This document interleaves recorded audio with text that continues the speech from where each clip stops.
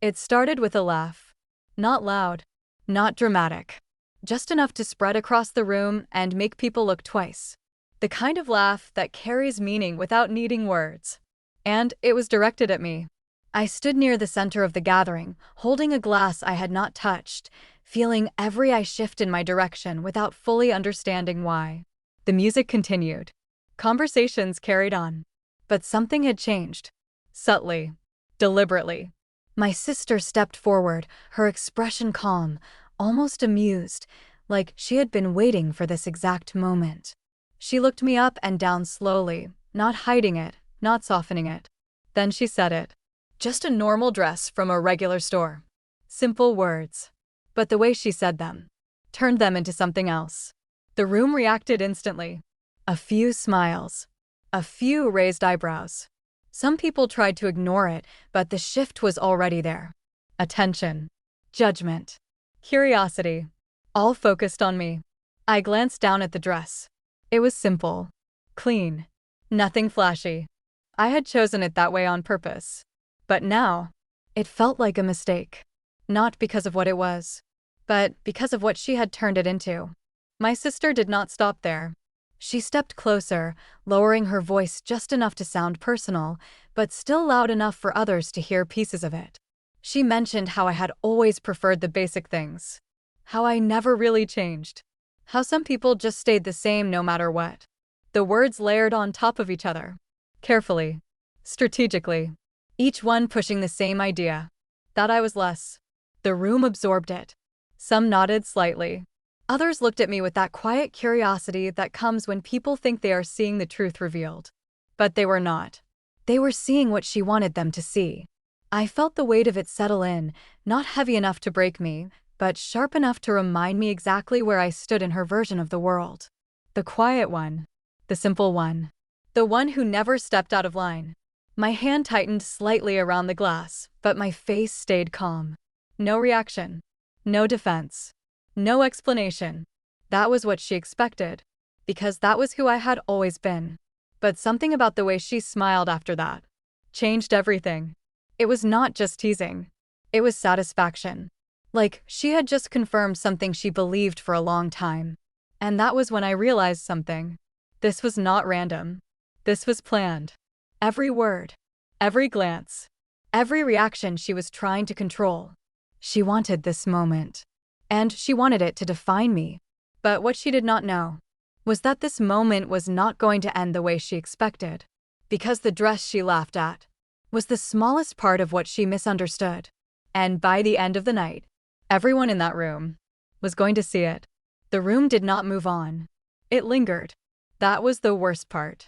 No one said anything directly, but the shift in energy stayed, hovering over every conversation like something unfinished. I could feel it in the way people glanced at me, quickly looking away when our eyes almost met. Curiosity had replaced comfort. And my sister knew it. She moved through the crowd with ease, laughing, greeting guests, acting like nothing had happened. But every now and then, her eyes would flick back toward me, checking, measuring, making sure her words were still working. They were, but not the way she thought. I stayed where I was for a moment longer, letting everything settle instead of reacting too soon. Because reacting now would only confirm what she wanted. Small. Predictable. Easy to define. I set the glass down on the nearest table and adjusted the sleeve of my dress, a simple motion, but deliberate. Control was not loud. It was precise. Then I started walking. Not away. Through. People shifted slightly as I passed, conversations lowering just enough to make space. I could hear fragments as I moved. She always dresses like that. Nothing special. I thought she would do more tonight. Each comment added to the same narrative, one my sister had built in seconds. But they were missing something. Context. And context changes everything. I stopped near a group that included some of her closest friends, the ones who had reacted the most when she made that comment. They noticed me immediately, their expressions adjusting, trying to appear neutral. Too late. I did not address what was said. I did not need to. Instead, I asked a simple question about the event, about the turnout, about how everything looked. My tone stayed even, calm, controlled. That confused them. Because they expected something else. Defensiveness. Embarrassment. Silence. Not this. One of them responded cautiously, complimenting the setup, the decorations, the overall feel of the night. I nodded slightly, listening, letting the conversation shift just enough to feel normal again. But beneath that surface, I was watching, listening, collecting, because every reaction mattered now. Every assumption, every quiet judgment. Across the room, my sister noticed. Of course she did. Her posture changed slightly, attention locking back onto me. Not worried yet, but alert. She had expected me to step back, disappear into the background like always. Instead, I was still here, still calm, still in control. That alone disrupted her plan. I could see it in the way she started moving toward me again, slower this time, more careful, like she was preparing to reinforce what she had already started. But this time, I was ready, because she thought this was about a dress, about appearance, about what people could see at a glance. What she did not realize was that everything she built her moment on was about to shift. And when it did, it would not be subtle. It would be undeniable. Because I had not come here unprepared. I had just been waiting for the right moment to prove it. She stopped a few steps away from me. Not too close. Just enough to reclaim attention. The kind of distance that lets a person control the space without seeming obvious. Conversations around us slowed again, like people sensed something was about to happen. She smiled. Not warm. Measured. Careful. Like she was adjusting her approach. Her eyes moved over my dress once more, slower this time, as if repeating the same message without needing to say it again. Then she shifted her focus to the group around us, pulling them back into her control with a simple change in tone. She mentioned how important first impressions are. How people notice details. How presentation says everything without needing explanation. The words were indirect, but the target was clear. I watched her for a moment, letting her finish, letting the silence that followed stretch just enough to make everyone lean in without realizing it. Then I moved. Not forward. Not away. Just enough to stand where every angle of the room could see me clearly. That shift alone changed the dynamic. Because now this was not just between us. It was visible. Intentional. I adjusted the cuff of my sleeve again, slow, precise, then looked at her directly for the first time since she started. No reaction. No emotion. Just focus. That unsettled her more than any argument could have. Because she was expecting resistance. Not control. I spoke, but not about the dress. Not about what she said. I mentioned timing. How interesting it is when people choose specific moments to highlight small things, especially when bigger things are about to happen. That line landed quietly, but it shifted attention instantly. Confusion replaced certainty. Her expression changed, just slightly, but enough to notice. A flicker of uncertainty passed through her eyes before she masked it again. She asked what I meant. Her voice stayed steady, but the edge was there now. I did not answer directly. Instead, I reached for my phone. That single movement pulled every eye in the room. Not because of the device itself, but because of what it suggested. Action. Change. I tapped the screen once, then again, calm, controlled, like everything had already been decided long before this moment. The room grew quieter without anyone saying a word. Across from me, my sister's posture shifted again. Subtle, but real. Because now she did not know what was coming next. And that was not part of her plan. I looked back up, scanning the room slowly, making sure every person who had heard her earlier comment was still paying attention. They were. Curiosity had replaced judgment now. Expectation building in its place. Then I said something simple. That the dress was never meant to stand out. That it was chosen to keep attention away from what actually mattered tonight. That statement landed differently. Because it introduced something new. Something unknown. My sister's smile tightened slightly, like she was trying to hold control over a situation that was no longer stable. She asked what could possibly matter more than what people see. That question gave me exactly what I needed. Because it opened the door. Not for explanation. For revelation. I glanced down at my phone one more time, then back at her. And in that moment, everything shifted. Because what she thought was a weakness was about to become the reason the entire room turned. I did not raise my voice. I did not need to. The room was already listening. I stepped slightly to the side, clearing the view behind me, then tapped my phone one more time. Across the room, a large screen that had been looping event photos suddenly paused. Then it changed. At first, people thought it was part of the program.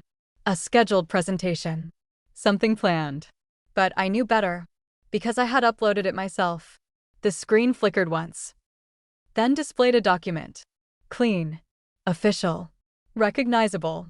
A contract. The room shifted instantly. Confusion replaced curiosity. My sister turned toward the screen, her expression tightening as she tried to understand what she was looking at. It was not glamorous. Not exciting. But it carried weight. Real weight.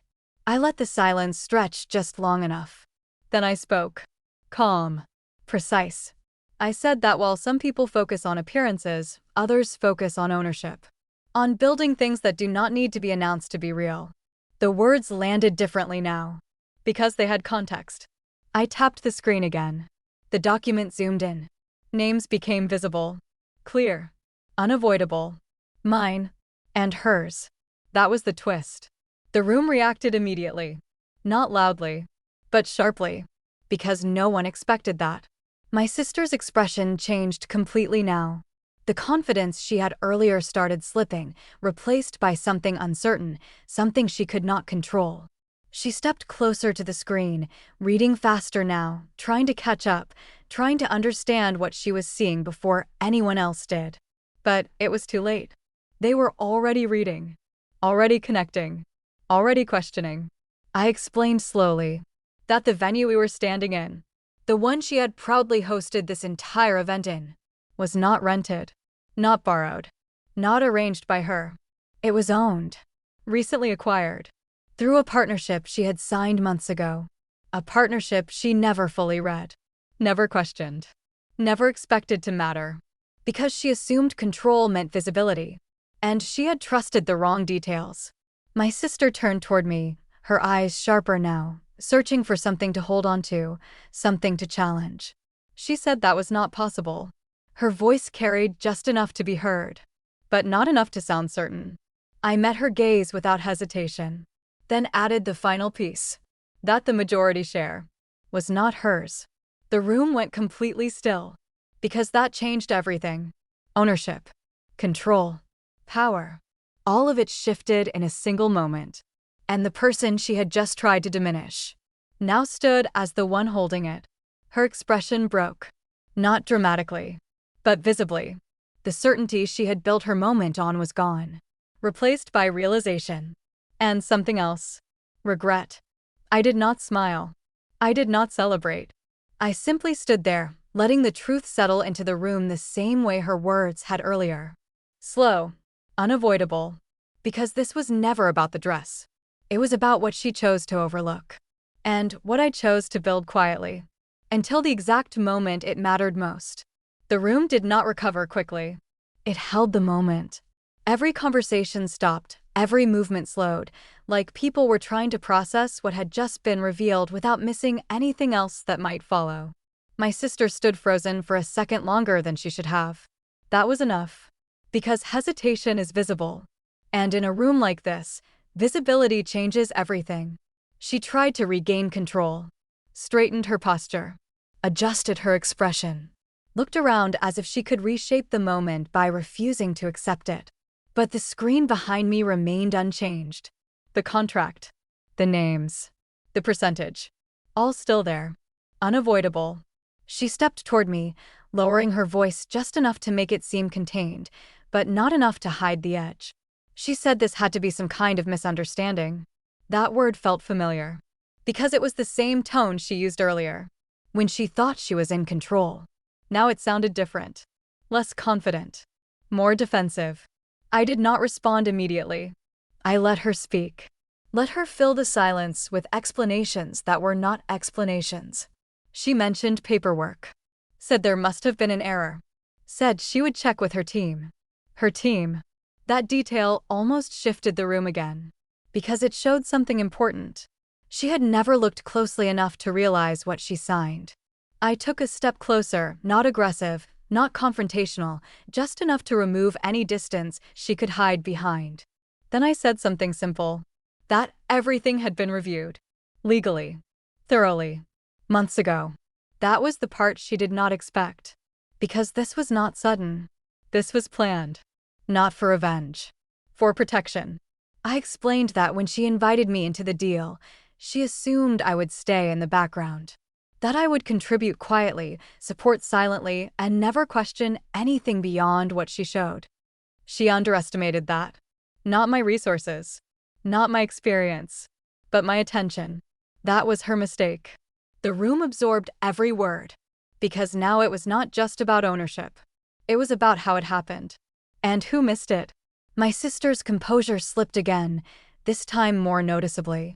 Her eyes moved quickly, searching faces, looking for support, for agreement, for anything that would stabilize her position. But no one spoke. Because the information was clear. Too clear. And then something else shifted. Someone from the back stepped forward. One of her own associates. Someone who had been part of the deal from the beginning. Their expression was not supportive. It was cautious. They looked at the screen, then at her, then at me, and asked one question. Quiet. Direct. Did you not review the final share structure before signing? That question landed harder than anything I had said. Because it came from her side. Not mine. She did not answer immediately. And that silence said everything.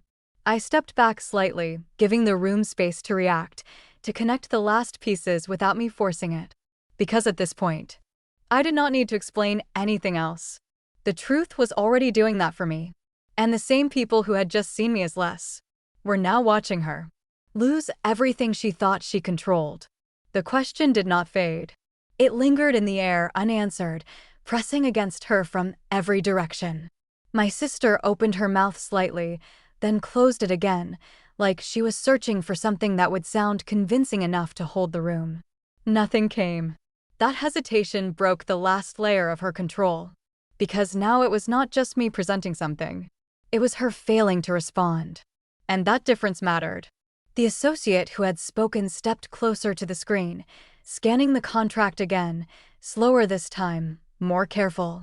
Their expression shifted from curiosity to concern, like they were noticing details they had overlooked before. That ripple spread. Others leaned in. Whispers started, low but growing, no longer about me, no longer about address, but about numbers, shares, structure. Reality.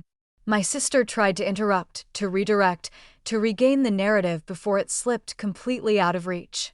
She said this was not the time for business discussions, that the event was meant to celebrate something else. But her voice did not carry the same authority anymore. Because the room had already moved on. I watched her carefully, not with satisfaction, but with clarity. This was the moment she had created earlier, just reversed. The same attention. The same focus. Only now. It was on her. I spoke again, not louder, but clearer, cutting through the noise without forcing it. I said this was exactly the right time. Because decisions do not disappear just because they are inconvenient. That line settled quickly. Because it was simple. And true. My sister's expression tightened, frustration beginning to show through the control she was trying to maintain. She stepped closer, lowering her voice again, this time sharper, more direct, asking why I would do this here. Why now? That question mattered. Because it revealed something deeper. She still thought this was about timing. About embarrassment. About control of the moment. She still did not understand. I told her this was not about exposing her. It was about correcting what she had assumed. That she could define me in a room full of people and expect it to stay that way. That assumption was her real mistake. The room quieted again. Not because they were waiting for drama, but because they were seeing the shift fully now. Cause. Effect. Her actions. My response. Balanced. Clear. Then I added one more detail. That the majority share did not just give me ownership. It gave me decision power. Final say. On everything tied to this place. That was the second twist. because ownership could be ignored. Authority could not. Her posture changed instantly, the realization hitting in real time. This was not just about what had already happened. It was about what could happen next. And, for the first time, she was not in control of it. I stepped back slightly, letting the space settle again, letting her feel the weight of that shift without pushing it further. Because at this point, I did not need to take anything from her. She had already given it away. By not paying attention, when it mattered most. The shift in the room was complete. No one was looking at me the same way anymore. And no one was looking at her the way they had before. That balance had flipped entirely. My sister stood still for a moment, like she was trying to stabilize something that no longer existed. Her confidence had not disappeared, but it was fractured now, forced, no longer natural. That was the difference. Before, she controlled the room without effort. Now, every movement felt deliberate, careful, calculated. Because she knew one wrong step would push everything further out of her reach. She tried one more time. She stepped forward, lifting her chin slightly, regaining a version of her earlier composure. She said ownership on paper does not change who built something. That presence, influence, and reputation still mattered more. It was a strong statement, designed to pull the room back toward her. And for a brief second, it almost worked. Because people understand presence. They recognize visibility. But they also understand something else. Power. And power does not need to be loud. I let her finish. Then I nodded once, acknowledging her point without dismissing it. That alone kept the room balanced, neutral, listening. Then I responded. I said she was right about one thing. Presence matters. Reputation matters. But only when they are supported by reality. That line shifted everything again. Because it challenged her foundation without raising my voice. I took a slow step toward the screen, tapping it once more. The document minimized, replaced by something new. A set of financial records. Clean. Organized. Detailed. The room leaned in again. Not out of curiosity now. Out of focus. I explained that building something is not just about showing up. It is about understanding every part of it. Every investment. Every risk. Every signature. Then I highlighted a section. Expenses. Irregular. Unbalanced. Mismanaged. Not catastrophic. But enough to matter. Enough to raise questions. That was the third shift. Because now this was not just about ownership. It was about competence. My sister's expression changed again, this time sharper, more defensive. She stepped forward quickly, trying to interrupt, saying those numbers were being taken out of context. But the room had already seen them. And once people see something, they start thinking, asking, connecting. The associate from earlier spoke again, this time more direct, more concerned. They pointed at a specific figure, asking for clarification. My sister hesitated, just for a second. But it was enough. Because now the pressure was not coming from me. It was coming from her own side. I stayed where I was, not adding anything, not pushing further. I did not need to. Because this was the moment where everything she built on appearance started to crack under detail. And detail does not lie. The room grew quieter again, but this time it felt different. Heavier. More serious. Because now it was not about a social moment. It was about reality catching up. And as my sister stood there, searching for answers she did not fully have, everyone finally saw what she had tried to hide. Not just from them, but from herself. That control without understanding never lasts. And tonight, it ended. The room did not need anything more. The silence itself had weight now.